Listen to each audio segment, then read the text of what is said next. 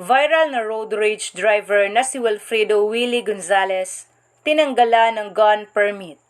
PNP, nirevoke ang kanyang lisensya sa baril matapos maimbestigahan ng maayos ang nasabing komosyon sa daan at nalaman na ang siklista ang naging dihadong-dihado sa mga pangyayari.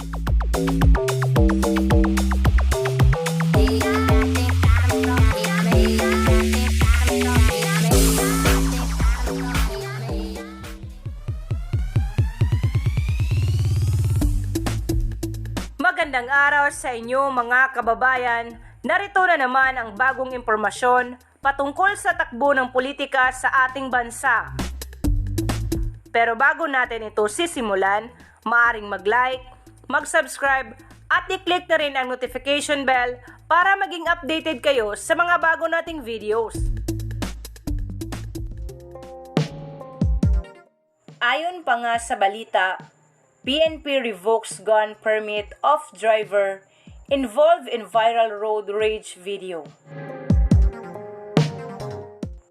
The Philippine National Police said that they have revoked the gun license of the driver involved in the viral road rage video.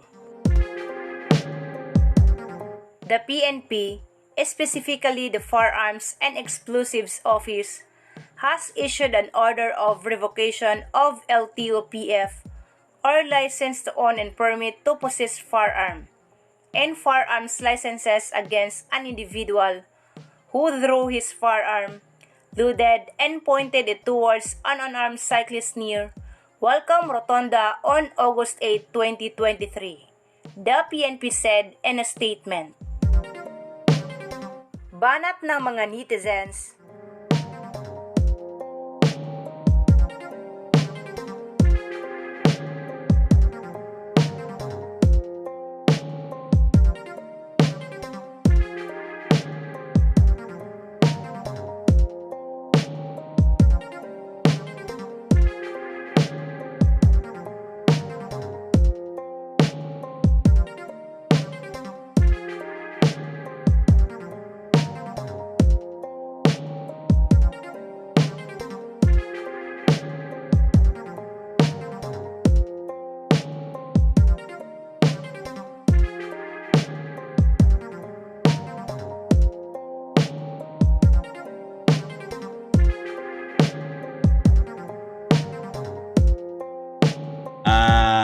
yung driver na nag-viral road rage,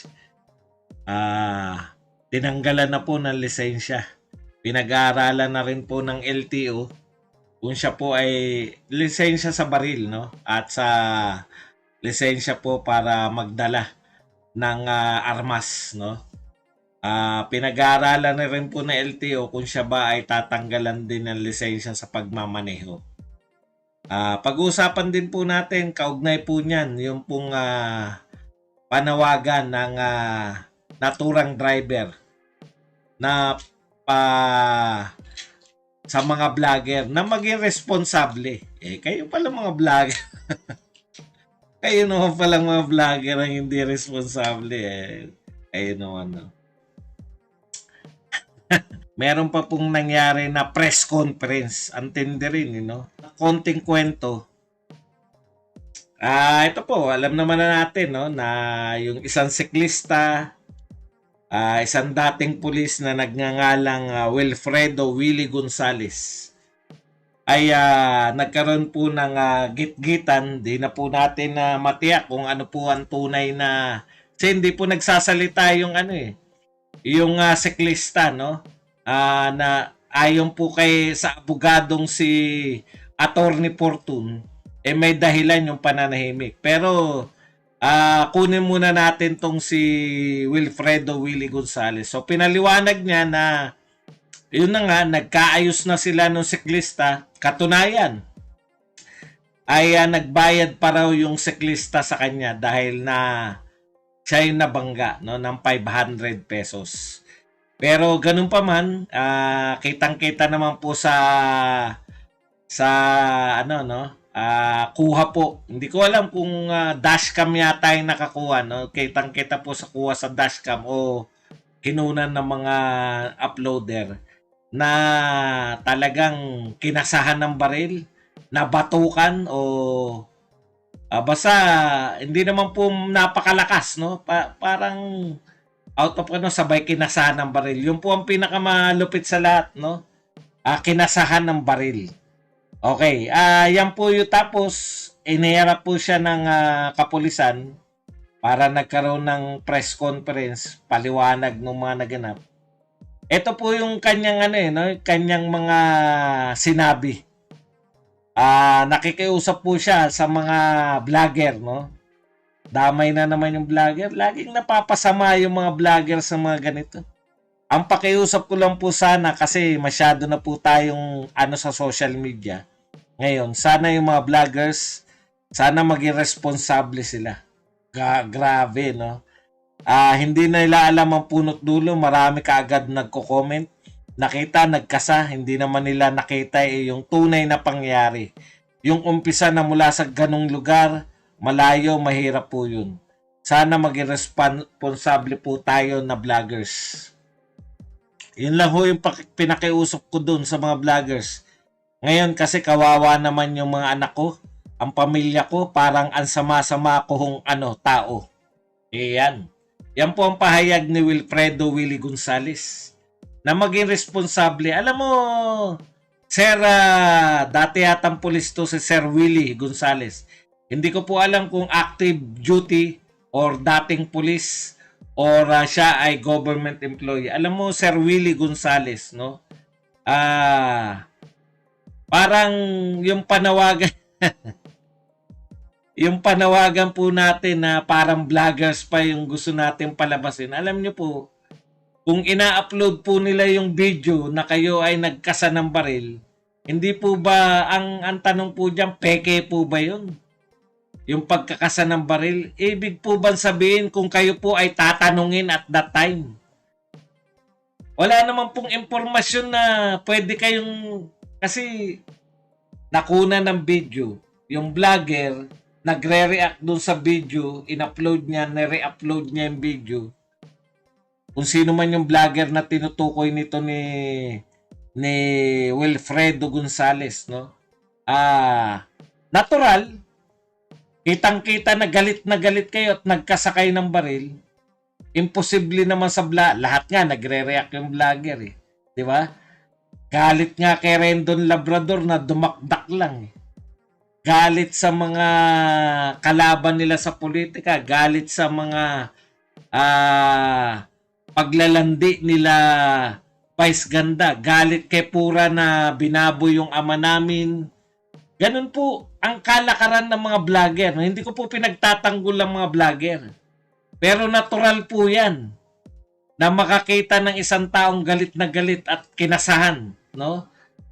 Lumabas ako, napanood ko, lumabas kayo sa inyong kotse, no? Tapos kinasahan nyo yung isang siklistang kitang-kita naming lahat na wala namang armas. Talagang makakapag-react po ng hindi maganda. Ano po ang sa tingin yung hindi responsable doon? 'Di ba? Hindi po ba yan ay naganap sa tingin ko naganap yan kumbaga 10 araw o magdadalawang linggo o 2 linggo na nakalipas. Pero dahil sa pag-upload ng mga vlogger na hukay at tsaka lang umaksyon yung otoridad. Sa tingin ko po, dahil po sa pag-upload ng mga ganyang video, yung po ang responsibilidad ng mga vlogger. Hindi po yung the other way around. Ano po ba yung gusto nyong imply? Na wag pong maglabas yung mga vlogger ng ganyang mga video? Parang, di po ba yung vlogger na naglabas, medyo sa tingin niya, delikado siya dahil, di ba? Nilabas niya pa rin. Sa tingin ko po, yun yung pagiging responsable. At kayo naman po, sinasabi nyo nga, hindi alam ng taong bayan yung punot dulo. Di ba kaya po kayo nagpatawag ng press conference para ipaalam naman yung panig po ninyo. Ganon po talaga sa demokrasya. Ayaw man natin, no? Kinakailangan po ng demokrasya, lalo na po ngayon sa panahon ng social media, ay ilabas po natin yung mga katotohanan ng bawat isa. Hindi po pwedeng ang responsableng vlogger na sinasabi nyo ay hindi po kunwari nakunan po yun na lumabas sa media. Hindi po ibig sabihin ng responsable hindi ilalabas yung nakuna ng video. Ang hindi po responsable, yung pang pagdinaya nyo yung pagbibideo. Mukhang walang cut naman yun. Mukhang maayos naman na ayun po sa akin, no? Kayo po, meron din naman kayong chance na sabihin kung ano yung katotohanan ayon sa inyo. Nag-press con na kayo. Wala na po tayong magagawa sa public opinion. Ganun po talaga ngayon. Panahon na po ng social media ngayon. Maaring yung sinasabi nyong irresponsable na vlogger na nagpakalat, maaring sa tingin ng iba ay tama naman yung ginawa ng vlogger. Pag may mga ganyan, huwag itago, kundi isiwalat. Di po ba? Kung lahat po ng mga kabulastugan, hindi ko sinasabing kabulastugan yung ginawa nyo, kaya nga po hayaan nyo yung taong bayan na magpasya. O di ba nag-press con din kayo, wala namang pumigil. Kaya kung sabihin din namin sa pulis, bakit nyo nilalabas yan? Bakit kayo pa nag-host ng press con yan? Yan na nga yung nagkasa ng baril. Yun po yun eh. Kaya pwede rin naming tanungin yun. Kaya lang hindi po eh. Ganun po talaga ang labanan ngayon. Hindi na po tayo, tapos na po yung panahon na pwede nating itago yung ano yung tunay na naganap. Ngayon, ipaliwanag nyo yung side nyo. Kaya nga kayo nag-press con, di ba? O kung may naniniwala talaga sa inyo, may naniniwala po sa inyo na kayo po ay nagkasundo, o di, public opinion na po yun. Hindi na po natin kayang saklawan yun. Kung sa tingin nyo may mali yung ginawa yung vlogger na nag-upload, pwede nyo po sampahan ng kaso o na reklamo. Ganun po talaga ngayon. Wala na po kayong gagawin ngayon na wala nakakakita. Merong mga CCTV, bawat barangay. May mga dashcam yung mga camera. Nakakalat ang mga vlogger. Sang katutak po Pucha, mga nagte-TikTok dami-dami Ano ba naman nga ba nagte-TikTok sila? Uy, may nagsusuntukan. Instead na sumasayaw sila, iti-TikTok na nila yun. Okay. So, dahil po dyan, ito po, naglabas na po, ngayon lang. Ang latest po dyan, ito po, no? Pangalan ito. Sa DCWB. Yan. Plus report, license to own and possess firearms. LTOPF. No? License to own and possess firearms. Lisensya po para para magkaroon ng baril. Permit to carry firearms, magkaiba po yun. No? Meron kang lisensya para magmay-ari ng baril. At may lisensya ka naman o permit para ito ay madala mo sa labas, ay kinansela na po. Nirevoke na ng Philippine National Police yung karapatan o yung karapatan ni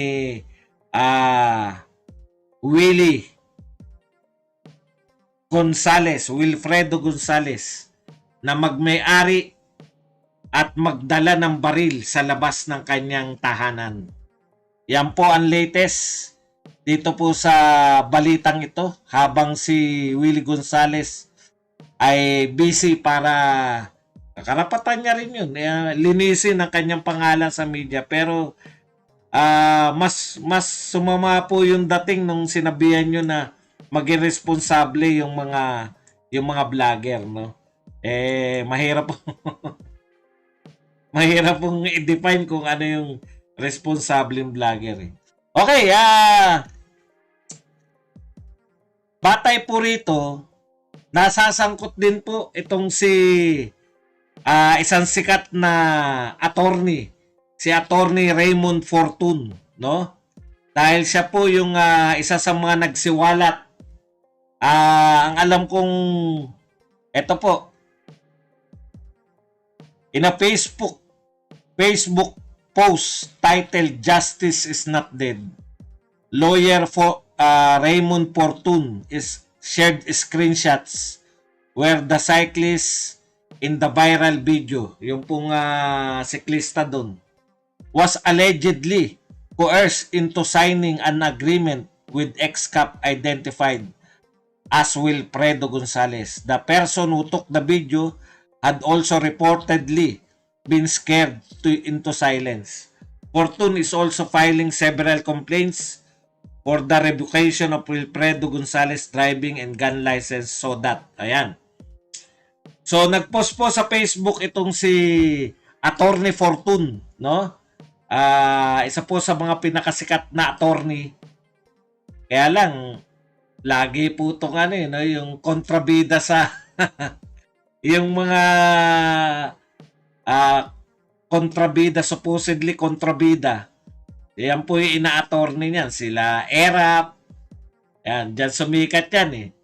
Yung magkapatid na Fortun, sumikat yan yung panahon po ng trial ni dating Pangulong Joseph Estrada.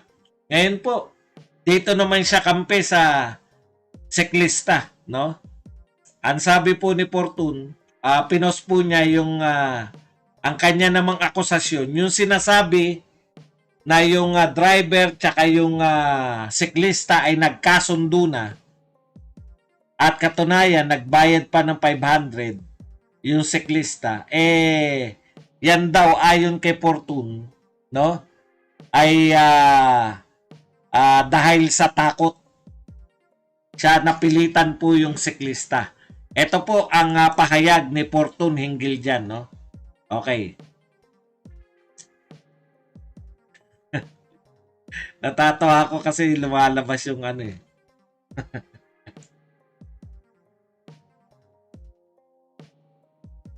Ano ba yung kay Fortun?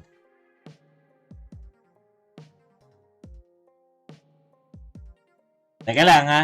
Okay. Justice is not dead. Yan.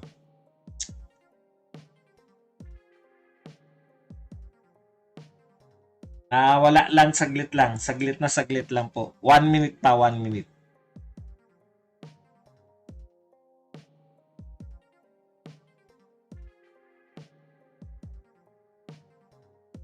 Ito po ang sinabi ni kontra po sa pinahayag ni Wilfredo Gonzalez. Ang sabi naman po ni Raymond Fortun, dinala ng pulis ang siklista sa police station. Doon ay sapilitan siya na pinapirma ng agreement na nagkaayos umano sila at inamin niya na siya ang may mali. Di lang yun, pinagbayad pa siya ng 500 dahil nagasgasan niya ang sasakyan ni ex-police. Yan. Okay. At batay dyan, si Raymond Fortun, lawyer ng ay magpupursu ng complaint against former police officer. At siya po ay seek revocation of suspension of driver's license of the former policeman. Yan. So kung siya raw po ay kasalukuyang pang tao sa gobyerno, magpapile din siya ng complaint against Gonzalez for conduct unbecoming of a public official. Okay. So lahat po to ay ginagawa ni Raymond Fortun out of pure civic duty for the good of the country. Intindi? Pero dahil dyan, ito po ang huling sinabi ni Raymond Fortun. Please pray for my and my family's safety. I will be dealing with people who have scared one blogger and one cyclist. I expect nothing less. But your prayers will be my armor and so I will not fear. In closing, I recall these classic questions from the public school in Diliman that I came from. in the face of oppression. Kung hindi tayo kikibo, sinong kikibo? Kung di tayo kikilos, sinong kikilos? Yan po ang sinabi ni Attorney Raymond Portun. So, ine-expect po ni Raymond Portun na siya po ay dadanasin din niya yung sa tingin niya ay pananakot, no, na nangyari dito po sa vlogger at sa isang siklista. Subaybayan po natin yan kung ano pong magaganap. Patong-patong na kaso po ang gustong iharap ni Attorney Raymond Portun dito po sa dating policeman sa road rage. Ako naman, bilang isang responsableng vlogger, kami po mga responsable po kaming vlogger, no? Pera biro po, no? Sana po maisip po ng lahat na tapos na po yung panahon na wala pong nakakakita sa ating mga ginagawa, no? Yung tanging konsensya lang natin, no? Kasi nakakalat na po, sabi nga, nakakalat na yung mga CCTV, nakakalat na po yung mga dashcam, nakakalat na po yung mga vlogger. Marami pong vlogger, nariyan, handa kayong kunan. So siguro, wag po nating isisi ng isisi sa mga vlogger ang mga pagkakamaling nagagawa natin. Ito po sa lahat, no? Sa lahat po na nakukunan, na-upload, nakukunan ng video at na-upload, siguro ang masama yung video kinunan sa inyo inalter para magmukha kayong salbahe, pero po yung video na raw video na talagang tunay na naganap, talagang ganun, no? Handa po dapat tayong sagutin yung mga pangyayari na yan. Kasi tao lang tayo, nagkakamali tayo. Mas masarap sigurong aminin na lang kung nagkamali kaysa naman isisi sa iba. Yun po ang masakit, no? Nakita ka ng vlogger, in-upload ng vlogger. Nakita ka ng camera, in-upload na isang vlogger yung camera. O kuha sa camera, anumang camera yan, CCTV man o dashcam. At tapos isisisi natin sa mga nag-upload. Hindi po. Yung po ay nagawa ninyo. Di ba? Hindi naman po dinaya yung pagkakasan nyo ng baril. Kahit na pong anong katwiran natin dyan, naganap po yan. So, pinaka-best na gagawin natin, humingi ng pasensya. Kung hindi man tayo matanggap ng lipunan, at least yung konsensya natin ay totoo tayo na nanghihingi ng pasensya. Kasi kung isisisi pa natin sa iba, lalo na sa mga vlogger, ang mga kawawang vlogger, vlogger na naman, laging pinasasama. Hindi pa riyan nagtatapos ang mga sasapitin ng mayabang na dating pulis dahil umuusad na ang hearing. Ano ang masasabi ninyo tungkol sa isyong ito? Mag-comment lang at huwag kalimutang mag-subscribe.